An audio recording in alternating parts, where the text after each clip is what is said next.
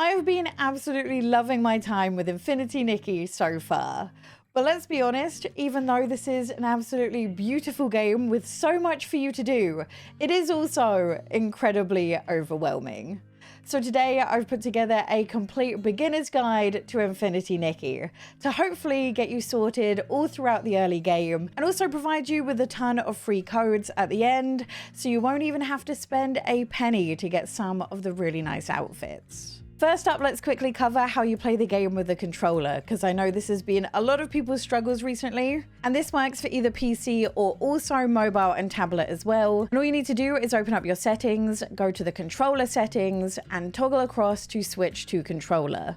You'll then need to exit the menu for this to take effect. And just a reminder, this game is cross-platform and cross-progression across PC, mobile, and PlayStation 5. You just need to make sure you sign in with the same Infold account across all of them, and you'll be able to play whichever one you're closest to whenever you want. Next up is the gameplay tips. Now, the first tip with any sort of game of this style is to collect everything that you see as you go, as these items are not only useful for crafting different outfits, but they can also be used in later game stuff like trading to give you even better materials. So make sure whenever you're running from different places when you're doing main storyline or sideline quests that you're picking up everything that you see. Also, when you're running around, make sure you activate all of the fast travel locations, as not only are they really useful for getting across the map to fast travel, they also give you currency whenever you activate a brand new one as well. Also, be sure to explore absolutely everywhere,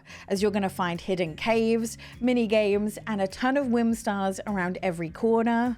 One thing I really like about Infinity Nikki is that you can jump on literally everything. So as soon as you see a whim star up high, start figuring out what you can jump on.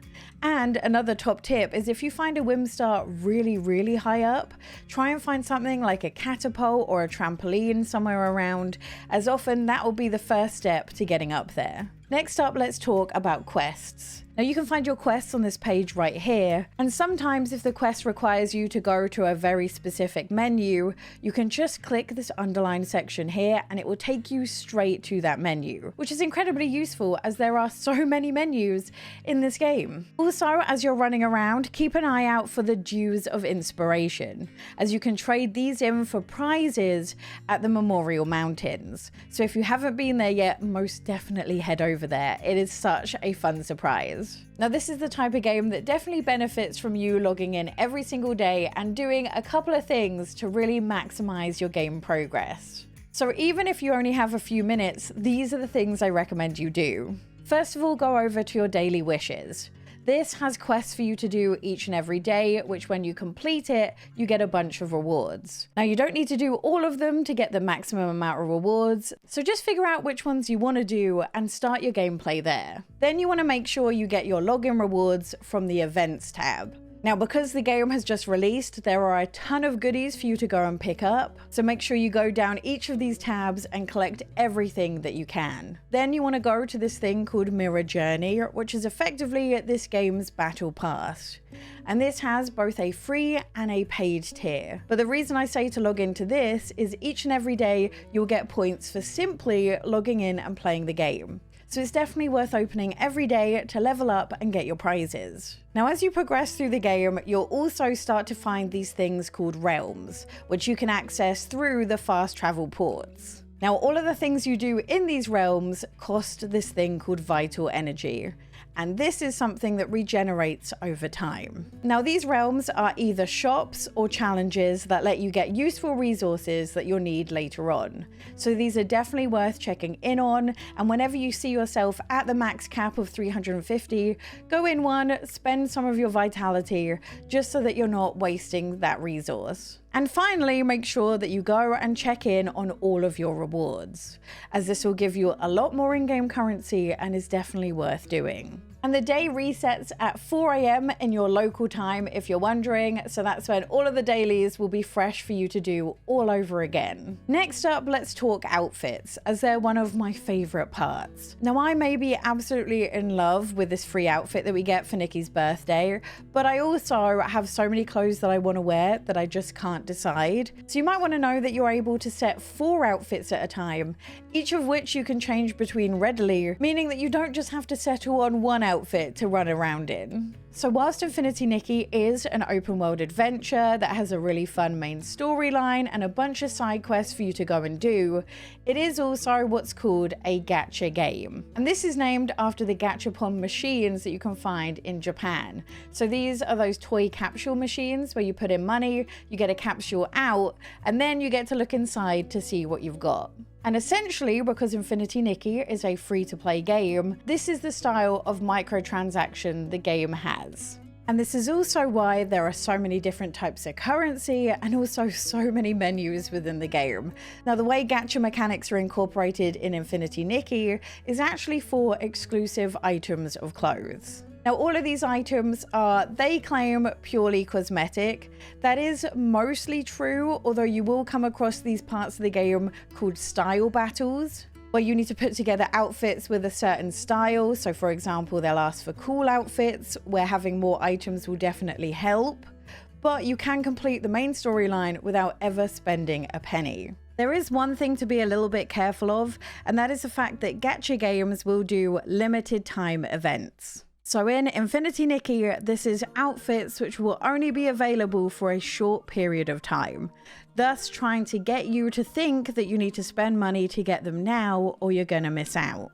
So do be incredibly mindful, and if you are someone who's very susceptible to this sort of marketing tactics, it might be best to limit your exposure to the game. Because although you don't need microtransactions, they are definitely made to be tempting.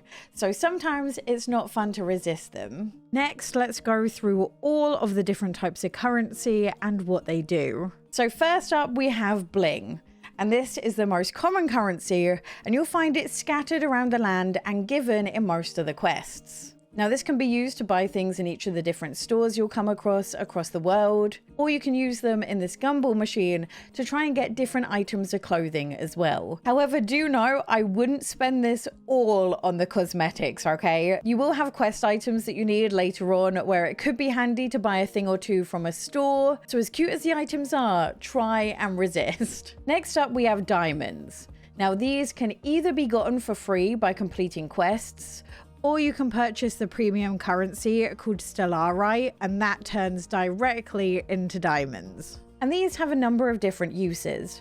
They can either be used to purchase crystals, which we'll go over in a second, or they can be used for things like refreshing your vitality. Now, if this is like other gacha games, then these crystals will be really easy to obtain in the early game, but get progressively harder. You see, a lot of things you earn these from are things you can only do once. So for example, you get them for finding the fast travel points for the first time, or for completing any of these achievements. Fingers crossed, as more updates come out for the game, there'll be more achievements and more ways to earn them. So be mindful when you spend these, as you do want to have some laying around in case you completely run out of something you really need in that moment to carry on the game. So don't just spend it on the crystals, okay? Next up, we have the crystals, and these are what you use for the gacha mechanics. So you spend one of these to get the chance for a rare item of clothing. The clothing themselves come in 3 different star values. You have 3-star, 4-star, and 5-star. 3-star are the common ones. 4-star, less common, and 5-star are the ones on the banner that you probably really want. But just note though, if you want one of the 5-star banner dresses, you're gonna have to have won it 10 times before it becomes yours. Now there's 2 different types of crystal. You can get the blue crystal or the pink crystal. The blue ones are used for what they call the permanent banner, and these are outfits which will always be available for you to get. The pink crystals, however, are for the limited time outfits, and you can see the time remaining until these outfits disappear on the page here. Now do see this for what this is, and this is a marketing tactic. This is a way to try and get you to spend more money in the game. So do be wary that they are using FOMO to get you to spend money. Now, if you're going to use diamonds on crystals, I suggest you use them on the pink crystals instead of the blue crystals.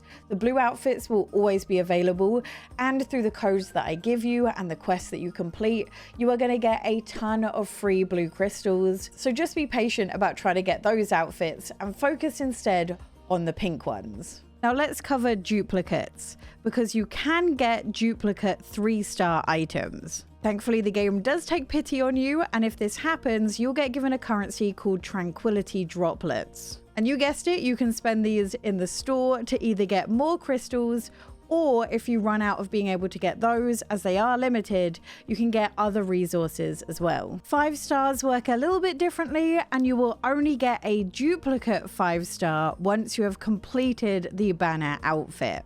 All of this information, along with the actual probabilities by law, can also be found in the game. I do recommend looking these up. Also be sure to check this thing right here called Deep Echoes, as if you spend enough crystals, you'll be able to go to this menu and buy things like different makeup, eyelashes, and customization options that just make dressing up even better. Just a reminder though, see this mechanic for what it is, and it is a way to try and get you to spend more money. Now, unfortunately, the paid mechanics do not stop at the crystals. There's also the paid tier of the battle pass that we talked about earlier, and then there is the monthly bundles. I also advise that you take a screenshot of this page right here, as this is all of the codes you can enter for free premium in-game currency. So some of these will give you crystals, some of these will give you diamonds, and in total this will give you well over 100 chances to try and get one of your favorite outfits. To claim these, you need to go into settings, go all the way over to other, and click redeem codes and copy and paste each of these in. I am so sorry if you're on console, because this means you're going to have to type all of this in. That's it for my beginner's guide to Infinity Nikki. If I've missed anything, then be sure to comment it down below. And if you want to see every cozy game left in 2024, click this video here.